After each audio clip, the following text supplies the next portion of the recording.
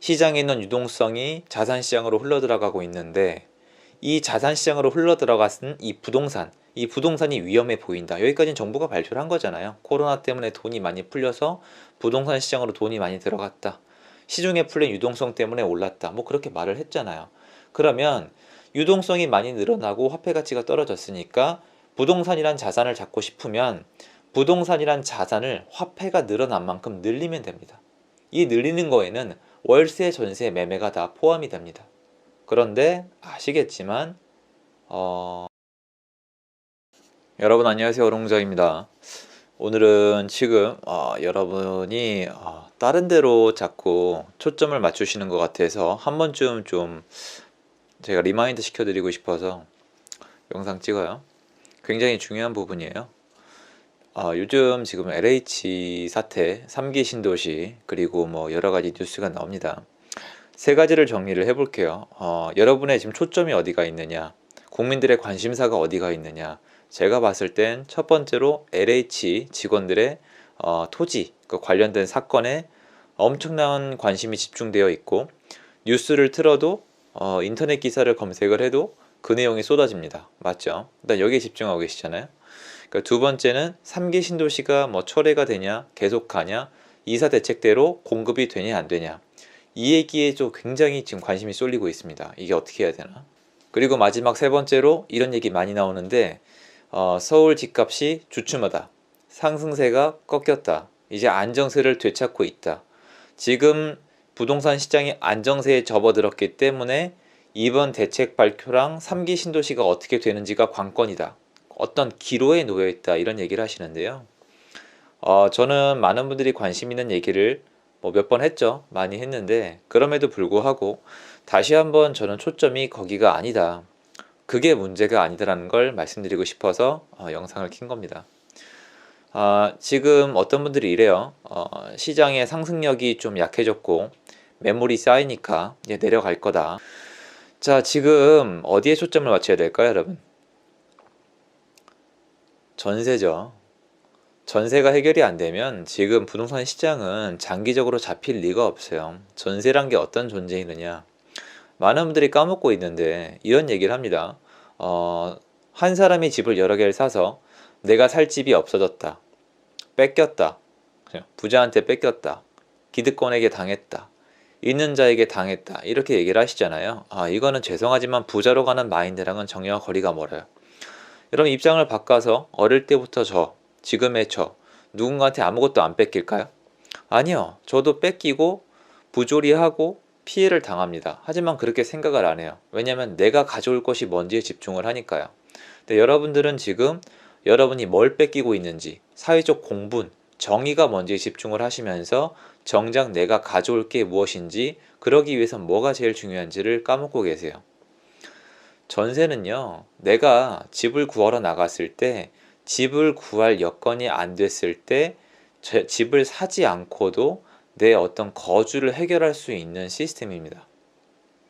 매달 매달 월세를 내는 게 버겁고 재산을 모으고 싶어서 월세로 살고 싶지 않아서 택하는 것도 전세예요. 매매의 완충지대인 동시에 월세의 완충지대이며, 무엇보다 전세가 있음으로써 월세가 오를 수가 없었죠.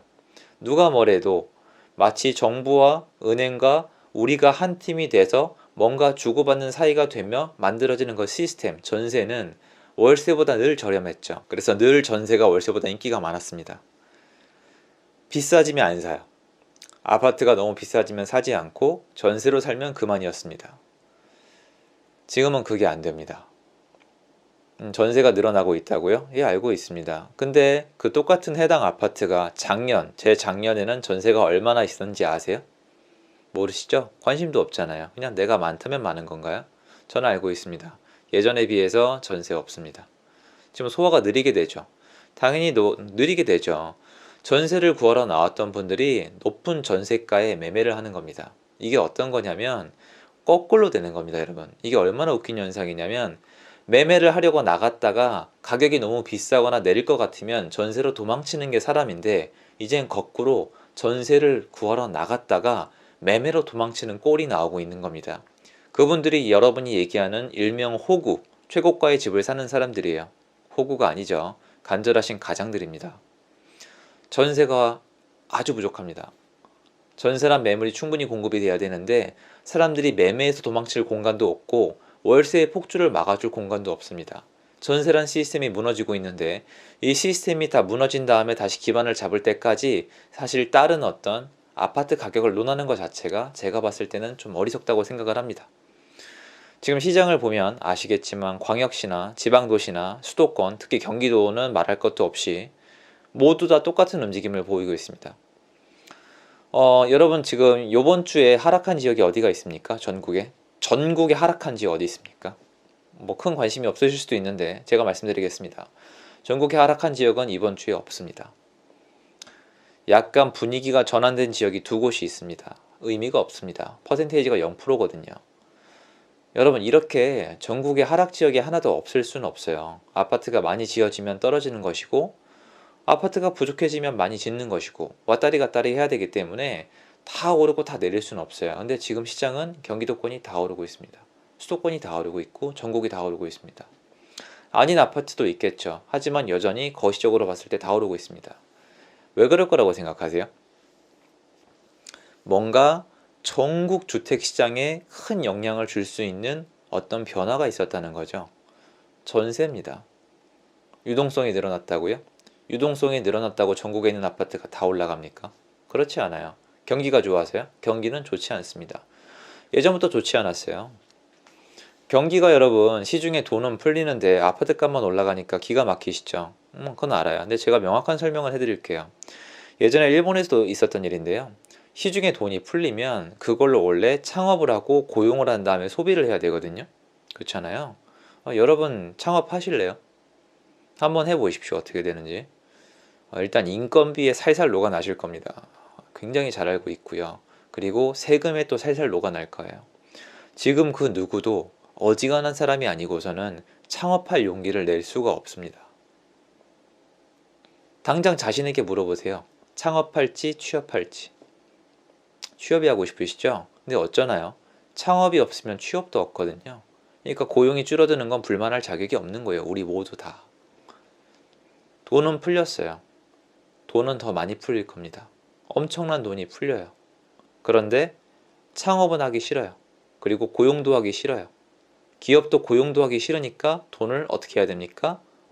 화폐의 가치가 하락이 일어나는 걸 아니까 자산으로 바꿉니다. 모든 사람이 창업도 싫고 고용도 싫고 화폐 가치 하락은 방어를 하고 싶으니까 어디로 돈이 몰릴까요? 자산시장으로 돈이 몰립니다. 그럼 당연히 다 오릅니다. 주식도 오르고 부동산도 오르고 금도 은도 오르고 원자재도 오르고 나중에는 이제 우리 생활 필수 이 생필품까지 오릅니다. 정부에서 컨트롤 해도 오릅니다. 그때는. 그러니까 그게 일어나고 있는 현상이거든요. 그러면 맞닥뜨리는 거죠. 시장에 있는 유동성이 자산시장으로 흘러들어가고 있는데 이 자산시장으로 흘러들어갔은 이 부동산이 위험해 보인다. 여기까지는 정부가 발표를 한 거잖아요. 코로나 때문에 돈이 많이 풀려서 부동산 시장으로 돈이 많이 들어갔다. 시중에 풀린 유동성 때문에 올랐다. 뭐 그렇게 말을 했잖아요.